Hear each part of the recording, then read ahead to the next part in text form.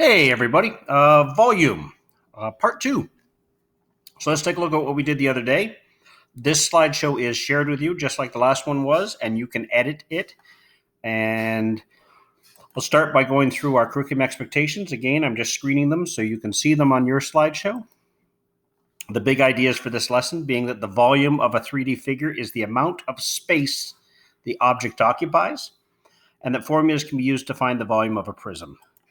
So our terms, rectangular prism, triangular prism, and volume. And again, the idea of this right versus oblique, that we're focused on the right. That's one where the base at the bottom lines up with the base at the top, not on an angle like you might see in this oblique one here.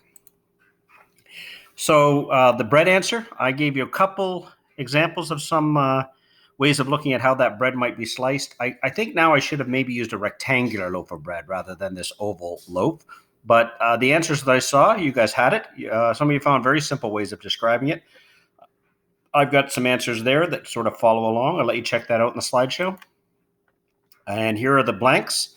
Similar to viewing an object from different perspectives, a cross-section is formed when a 3D object is cut in various directions, and a figure could be sliced parallel to the base, perpendicular to the base, or at an angle. So remember, parallel to the base being in the same direction and perpendicular being against that.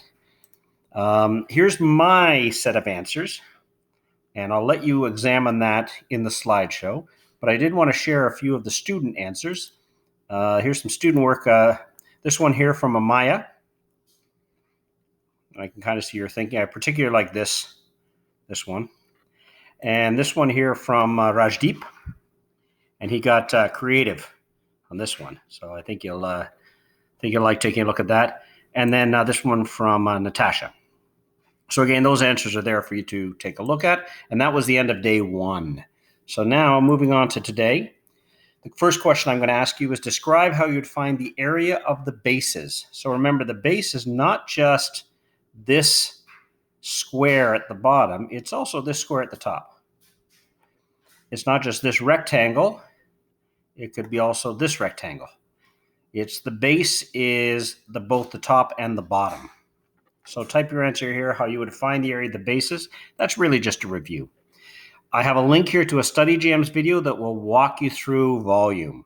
After watching the video, you can take the quiz. And if you feel like singing, you can try the karaoke. After that, in this box, tell me how you're feeling about finding the volume of a rectangular prism. And you can replace these stars here with a word.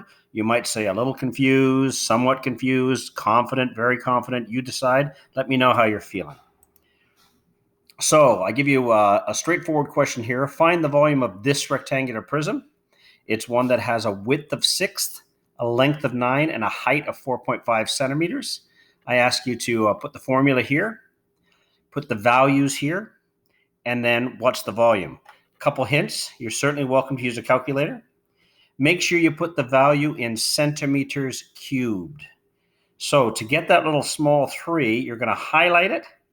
You're going to go to Format, Text, and Subscript. So I'm going to come out of this a little bit here and show you that if I were to highlight this 3 and I went to Format, Text, and Subscript, I could make that a small 3. That's a subscript 3.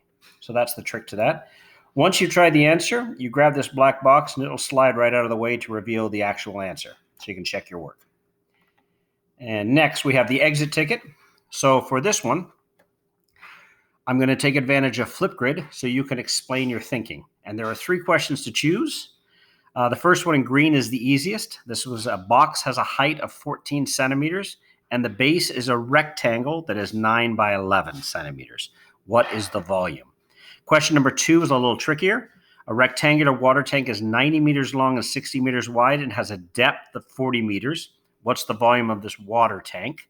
And then the last one, for those of you who are finding this a little easy, is a really challenging one. A rectangular box of chocolates has a width of 9 centimeters and an area of the base of 54 centimeters squared. If the volume of the box is 162 centimeters cubed, what is the length and what is the height of the box? So you've got to kind of work backwards against your formula there. So again, once you've done it on paper, you can either write out and just send me a picture of it, but I can direct you to the Flipgrid link here, and that will take you to Flipgrid, where you can record your response. Again, you'll need your login. You can also click down here for the Flipgrid as well. So that's about it. And that would be the end of day 2. So I look forward to your work. Thank you for what you've done so far. And if you do need any assistance, just reach out to me at Edmodo, and I'll try and help you as much as I can. But again, just try it and get it wrong. We learn from our mistakes. All right. Great talking to you. Thanks for your work so far, guys. Bye.